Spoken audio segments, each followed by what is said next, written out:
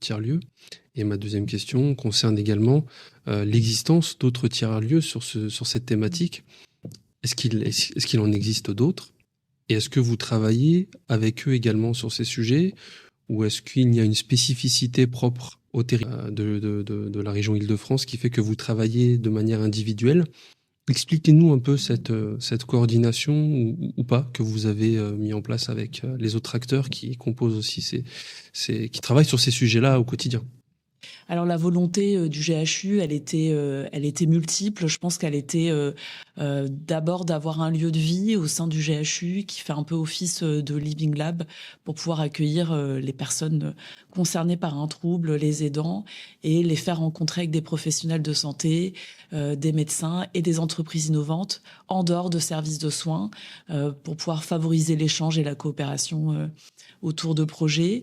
C'est aussi une manière pour le GHU de pouvoir travailler avec des entreprises extérieures et de pouvoir coopérer avec eux, collaborer pour pouvoir se placer aussi en tant que leader de la e-santé mentale de demain. Et effectivement, il y a d'autres tiers-lieux d'expérimentation. En fait, on est 25 sur les 2 premières vagues. Il y a une 3e vague qui vient de sortir. Ils sont 11. Donc, on est 36 en tout. Et on n'est pas nombreux en santé mentale. On a le Vinatier, qui est un centre hospitalier sur Lyon, qui lui a le tiers-lieu Digimentalie, qui est aussi donc spécifiquement en santé mentale, qui traite de troubles psychiques. Et on a le CHU de Bordeaux aussi, qui a un tiers-lieu qui traite de sujets du neurodéveloppement.